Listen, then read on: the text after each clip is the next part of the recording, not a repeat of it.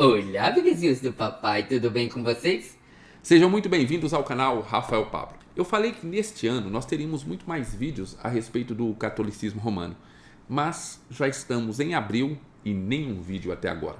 Pois bem, isso termina hoje, porque nós vamos começar a destrinchar as principais obras que falam sobre o tema e tudo o que eu consegui ler durante esse tempo em que eu me dediquei a estudar o assunto. E para você que acompanha o canal, você sabe que já tem um tempinho.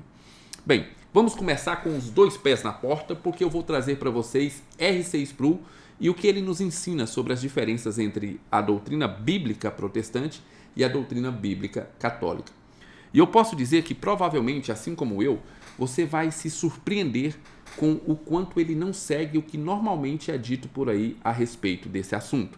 O que eu vou trazer nesse vídeo aqui está baseado principalmente na obra Estamos Juntos, escrito pelo pastor R6 Pro e publicado pela editora Vida Nova. E o meu principal objetivo com esses vídeos que eu estou fazendo a partir de hoje é apresentar argumentos para os cristãos protestantes que se sentem bombardeados por todo tipo de argumento feito pelo catolicismo e que muitas vezes não possuem o conhecimento suficiente para rebater esses argumentos. Feito esse disclaimer, simbora então para o que interessa. A primeira coisa que nós precisamos saber quando nós vamos falar de doutrina católica é que ela possui sim a sua lógica interna. E não é como muitos protestantes pensam, algo absurdo e totalmente descabido. Não é dessa forma. Reconhecer esse fato vai fazer com que você se prepare melhor para rebater a apologética católica e fará também com que você realmente contraponha os argumentos certos ao invés de ficar aí com um porrete na mão batendo em um espantalho criado pela sua imaginação. Eu acredito que a lógica da teologia católica é correta? É claro que não. Inclusive, é exatamente o contrário disso.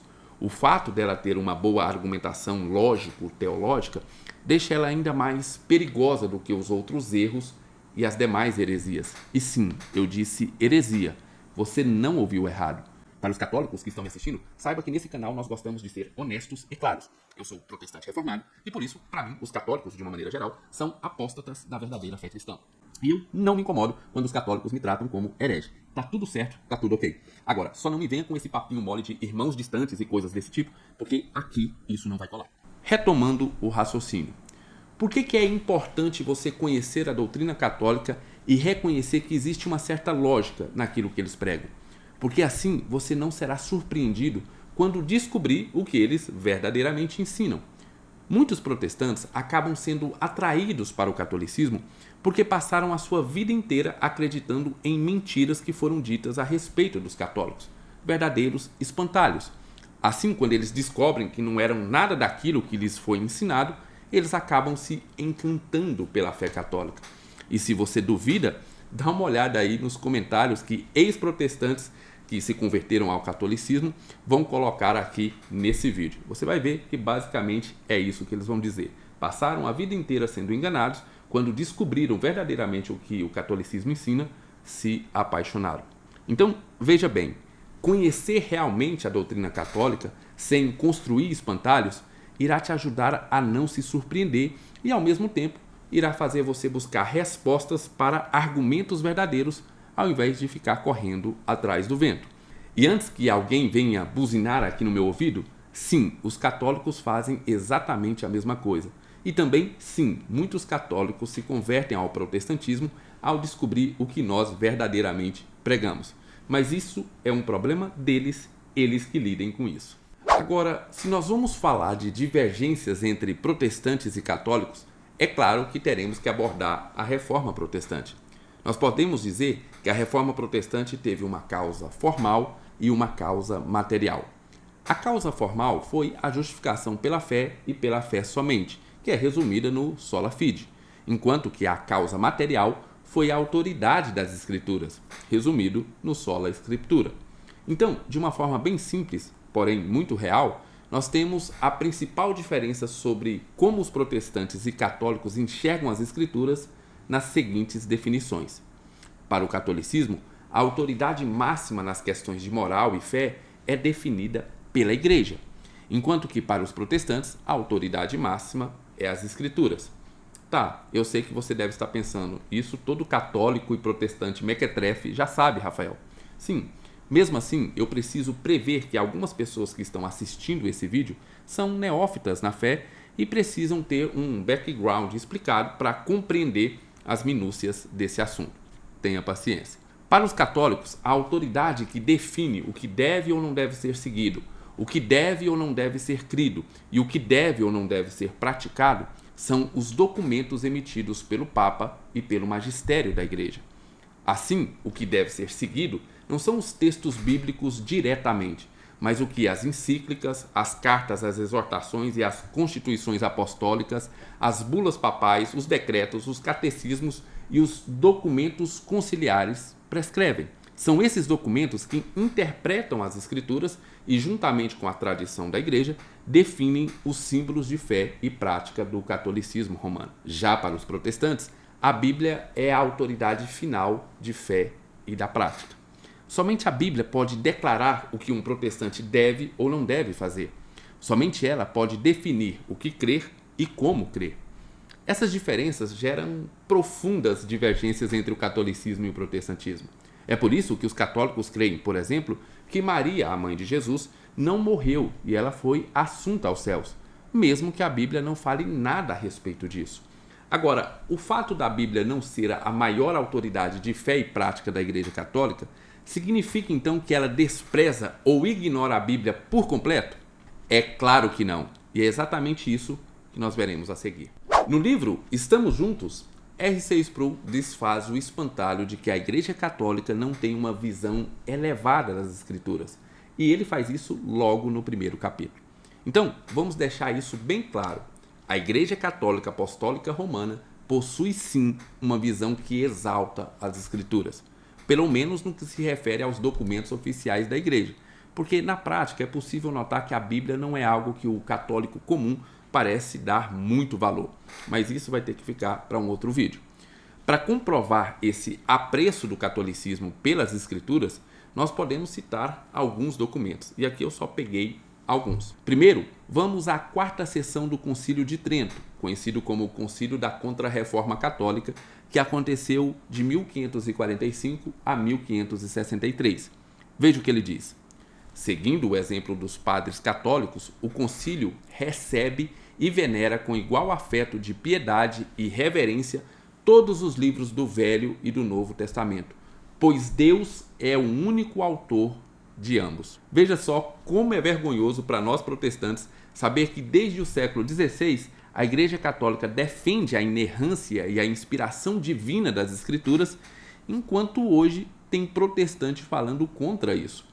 Essa semana, inclusive, vai sair um vídeo aqui no canal onde eu vou responder uma pastora que atacou a autoridade e a inerrância das Escrituras. Além disso, também temos documentos católicos defendendo as Escrituras perante os liberais do século XIX, que queriam reinterpretar a Bíblia segundo o materialismo, o racionalismo e o cientificismo.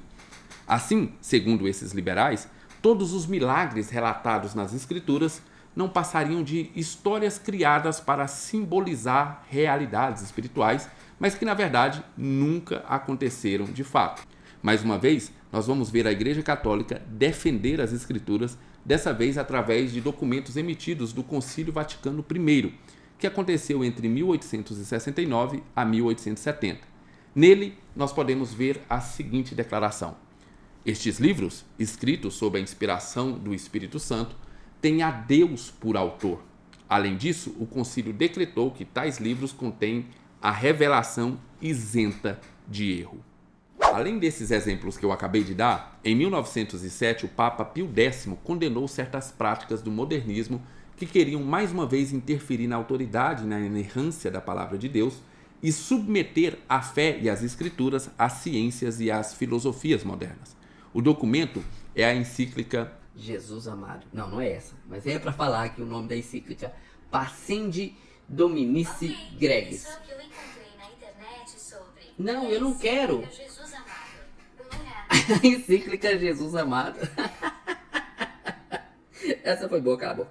Retornando, o documento é a encíclica Pascendi Dominici Gregis, apacentando o rebanho do Senhor, em uma tradução totalmente livre. A defesa das escrituras feita pelo catolicismo chegou a ser reconhecida por Hans Kung, principal teólogo progressista católico que fez esse reconhecimento com pesar, porque ele não vê com bons olhos a inerrância das Escrituras. Mesmo assim, veja o que ele diz. Desde os tempos de Leão XIII, Papa de 1878 a 1903, e particularmente durante a crise modernista, a inerrância completa e absoluta das Escrituras foi preservada de forma explícita e sistemática nas encíclicas papais. Em 1943, o Papa Pio XII também defendeu as Escrituras através da encíclica Divino Afflante Spiritu. Ah, mas eu vou aprender a falar latim só em citar esses documentos do catolicismo. Que, numa tradução livre, seria algo como inspirada pelo Divino Espírito. Nessa encíclica, declara o seguinte: inspirados pelo Espírito Divino, escreveram os sagrados autores aqueles livros que Deus, no seu paterno amor para com o gênero humano, se dignou a dar-nos para ensinar, para convencer, para corrigir, para educar na justiça, a fim de que o homem de Deus seja perfeito e bem apetrechado para toda boa obra. E prossegue dizendo que as Escrituras são um tesouro recebido dos céus e fonte preciosíssima de regra divina e do dogma e da moral. Ainda assim, ele completou: o primeiro e maior cuidado de Leão XIII, ele está citando um outro papa, foi expor a doutrina relativa à verdade dos livros sagrados e defendê-la dos ataques contrários. Por isso, em graves termos, declarou que não há erro absolutamente nenhum quando o agiógrafo, falando de coisas físicas, se atém aos que aparece aos sentidos, como escreveu o Angélico, exprimindo-se ou de modo metafórico ou segundo o modo comum de falar usado naqueles tempos e usado ainda hoje, em muitos casos, na conversão ordinária, mesmo pelos maiores sábios. Deixa eu traduzir isso. Aparentemente existe um erro nas Escrituras. Na verdade não é um erro, é apenas o autor colocando aquela situação da forma como ele percebe a situação e não definindo que aquilo é a verdade absoluta. Mas, de todo modo, protegendo completamente a inerrância das Escrituras. E esse cachorro começou a latir. Mas vai ficar assim, porque nós vamos para a próxima parte. Eu acredito que ficou bastante evidente neste vídeo aqui que não é verdade que a Igreja Católica despreza ou ignora as Escrituras. É claro que a forma como ela utiliza e interpreta a palavra de Deus é algo que vai merecer um outro vídeo aqui do canal. Porque aí, nesse aspecto, nós teremos muitos problemas. Mas, para terminar esse vídeo aqui, eu preciso dizer que no Concílio Vaticano II, nós tivemos uma declaração, no mínimo, complicada a respeito das Escrituras. E veja, o Concílio Vaticano II é uma verdadeira pedra no sapato dos católicos, porque, eita concilinho complicado, viu? Você vai ler ele e você observa que ele está contradizendo outros concílios e aí tem que fazer todo um jogo para dizer que não contradisse, coisas do tipo. Nós vamos ter vídeos a respeito do Concílio Vaticano II aqui também. Muito bem, enquanto nos concílios anteriores nós vimos posições firmes e claras que defendiam a autoridade, a confiabilidade e a inerrância das Escrituras, na encíclica Dei Verbum, redigida lá no Vaticano II, nós tivemos a seguinte declaração: os livros da Escritura ensinam com certeza, fielmente e sem erro, a verdade que Deus, para nossa salvação, quis que fosse consignada nas sagradas letras. Veja, em uma primeira leitura mais desatenta, talvez você não consiga perceber o problema com essa declaração. Mas dentro dos próprios círculos católicos, nós tivemos muitas discussões a respeito desse documento. Os católicos mais conservadores alegavam que essa declaração não restringia nem modificava a doutrina católica sobre a inerrância das Escrituras. Por outro lado, os teólogos mais liberais afirmavam que, com essa declaração, ficava evidente que a inerrância das Escrituras está resguardada única e exclusivamente nos assuntos que tratam sobre a salvação. Agora, sabendo dessa observação que eu acabei de confirmar aqui para você, vamos reler a declaração para você perceber onde ela faz isso. Os livros das Escrituras ensinam com certeza, fielmente e sem erro, a verdade que Deus, para nossa salvação, quis que fosse consignada nas Sagradas Letras. Muito bem, eu não vou discutir aqui se ela faz ou não faz esse tipo de afirmação. Protestantes e católicos que estão me assistindo, tirem as suas próprias conclusões. Agora, eu acredito que nós conseguimos, nesse vídeo, matar o espantalho que dizia que a Igreja Católica Apostólica Romana não tinha apreço pelas Escrituras. Isso não é verdade e por isso nós protestantes não devemos utilizar esse tipo de estratégia, por exemplo, em um debate. Porém, nos próximos vídeos nós vamos verificar duas afirmações que aí sim nós protestantes podemos fazer. A primeira, porque apesar dos documentos católicos afirmarem a posição elevada das Escrituras, na prática nós não vemos os católicos apreciarem verdadeiramente a palavra de Deus. E em segundo lugar, como, apesar do apreço documental das Escrituras, a autoridade bíblica no catolicismo é significativamente menor porque ela está submetida aos papas, ao magistério e à tradição da igreja.